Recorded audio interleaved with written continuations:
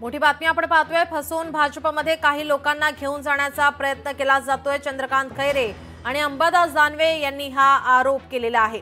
भाजपमध्ये प्रवेश करून 4 दिवसात पदाधिकारी माघारी।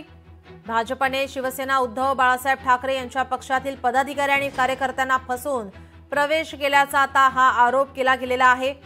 चंद्रकांत खैरे आणि अंबादास दानवे यांनी हा आरोप केलाय। भाजपमध्ये प्रवेश करून 4 दिवसात पदाधिकारी आता माघारी फिरलेले आहेत।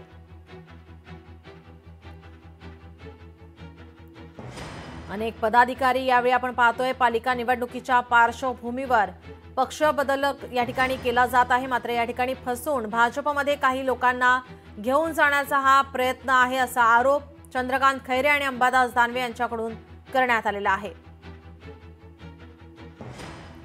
भाजपमध्ये प्रवेश करून आता 4 दिवसात पदाधिकारी माघारी फिरलेले आहेत। भाजपने शिवसेना उद्धव बाळासाहेब ठाकरे पक्षातील पदाधिकारी आणि कार्यकर्त्यांना फसवलं आणि हा प्रवेश करून घेतला होता असा आरोप या ठिकाणी चंद्रकांत खैरे आणि अंबादास दानवे यांनी केलेला आहे।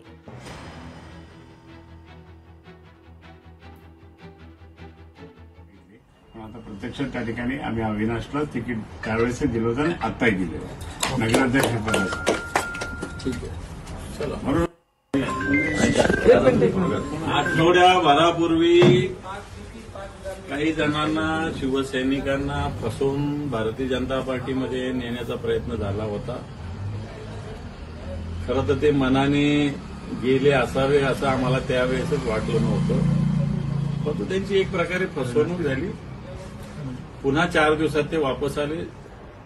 सुबह का बोला शाम को घर पे आया तो उसको बुला नहीं कहते या हेतूनं मान्य खैरे साहेबांच्या नेतृत्वाखाली सगळ्यांना आम्ही माफ केलं आणि यांचं नेतृत्व करणाऱ्या अविनाश पाटलांची उमेदवारी मान्य शिवसेना नेते चंद्रकांत खैरे साहेबांनी जाहीर केली।